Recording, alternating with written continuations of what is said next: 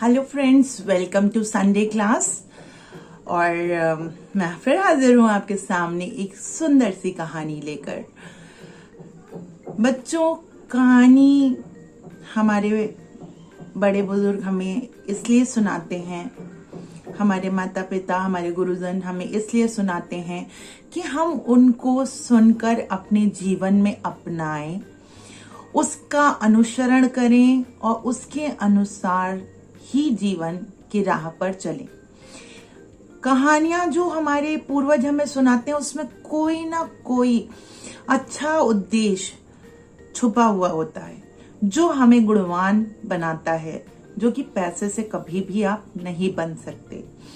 तो ये जो कहानियां आप सुन रहे हैं ये मुझे भी किसी ने सुनाई है और कुछ मैंने अपने जीवन से सीखी है, कुछ मेरे जीवन की घटनाएं हैं जो मैं आपसे शेयर करती हूँ। आज भी जो मैं कहानी सुनाने जा रही हूँ ये एक घटना है इसी गर्मी की, कि एक दिन बहुत गर्मी थी तो मैंने कहा कि चलो गन्ने का जूस पी के आते हैं, और चल पड़े। गन्ने वाला भी दिख गया, वहां जाकर मैंने एक गिलास गन्ना का जूस ऑर्डर किया।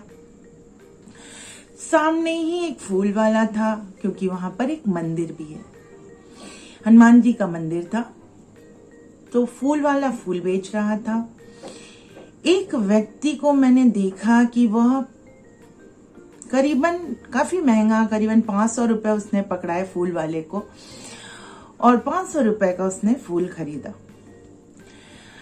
उसी समय एक नन्हा सा बच्चा, करीबन 10 वर्षीय बच्चा था, वो उनकी पैंट खींचने लगा और मेरी तरफ, मतलब दुकान की तरफ, जिधर गन्ने की दुकान थी उधर इशारा करने लगा कि बाबूजी जूस पिला दो। बच्चा बहुत प्यासा लग रहा था, गर्मी का मौसम ही था, और जैसे मुझे प्यास लग रही थी उसको भी देख के लग रहा था वो प्यास से और भूख से व्याकुल था। तो वो बार बार उनका पैंट खींच कर यही रिक्वेस्ट कर रहा था कि मुझे गन्ने का जूस पिला दो। पहले तो उस आदमी ने उस पर ध्यान नहीं दिया, जब ध्यान दिया तो उसको झटकते हुए, घृणा की निगाह से देखते हुए उन्होंने कहा, चल हट यहाँ से, कहाँ से आ जाते हैं। वो बच्चा भीख नहीं मांग रहा था, देखने से वो कुछ पैसे नहीं मांग रहा था। उसको देखकर ये लग रहा था कि उसे सच में भूख और प्यास लगी है। उसकी आंखों में एकदम से आंसू आ गया। मैं सब देख ही रही थी, तब तक मेरा ग्लास मेरे पास आ गया। तो मैंने गन्ने वाले से कहा कि एक गिलास और बना दो। उसने फटाफट एक गिलास और बना दिया। मैंने उस बच्चे को बुलाया और उस बच्चे को वो 10 रुपए का गिलास पकड़ा दिया। उसने उसे पिया और इतनी प्यारी सी स्माइल मुझे पास की, इतनी प्यारी स्माइल कि मैं भी मुस्कुरा पड़ी। वो व्यक्ति जो फूल खरीद रहे थे वो मुझे बहुत घूर के देख रहे थे, और थोड़ी देर बाद वो मेरे पास आए और उन्होंने मुझसे कहा कि आप जैसे ही लोगों ने इन भिखारियों को सर पर चढ़ा रखा है। मुझे भी अंदर से थोड़ा सा झुलझुलाहट आई, पर मैं गुस्सा नहीं हो पाई उन पर।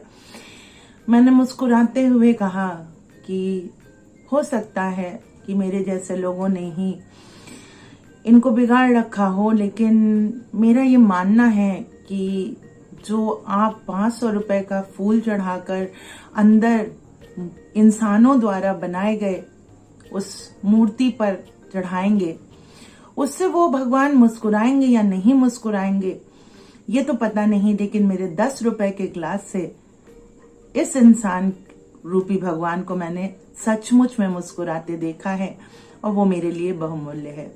और ये कहकर मैं वहां से चली आई, क्योंकि मुझे संतुष्टि थी। भले ही मैं मंदिर में नहीं गई, लेकिन एक इंसान के चेहरे पर मेरी वजह से अगर मुस्कुराहट आ सकती है तो ये काम हर कोई कर सकता है। क्योंकि हमें लगता है कि अगर ईश्वर ने हमें उस लायक बनाया है तो हम क्यों ना इंसानों की मदद करें, इंसानों में प्रेम भाव जगाएं, एक दूसरे के प्रति भाईचारे की भावना निभाएं, गरीबी अमीरी का जो भेदभाव है उसको दूर करें और लोगों के काम आए। क्योंकि ये शरीर एक दिन तो नष्ट होना ही होना है, हमारे कर्म ही जाएंगे। और कर्म कैसे अच्छे। देवी देवता पर फूल चढ़ाने, कभी भी किसी देवी देवता ने नहीं कहा कि हमारे ऊपर फूल चढ़ाइए हम तब खुश होते हैं। हर ग्रंथ में यही लिखा है कि अच्छे कर्म करिए, बिना स्वार्थ के कर्म करिए और अपना जीवन सफल बनाइए। तो बच्चों, मैं यही उम्मीद करती हूँ कि आपको, अगर आपके माँ बाप पॉकेट मनी देते हैं या आपको आदत है पैसे कलेक्ट करने की, तो उन पैसों से थोड़ा सा पैसा निकाल कर, अगर 10 रुपए का आप कुरकुरे खाने जा रहे हैं तो 5-5 की 2 पैकेट लीजिए। एक आप अपने खाइए, एक आप जरूर उन बच्चों को दे दीजिए जो असहाय हैं, जो 5 रुपए दिन भर में नहीं पा सकते हैं और शायद कुरकुरे का पैकेट साल भर में कभी उन्हें मिलता हो। तो अगर ऐसा हर व्यक्ति सोचने लगेगा तो कोई भी भूखा नहीं होगा हमारे देश में।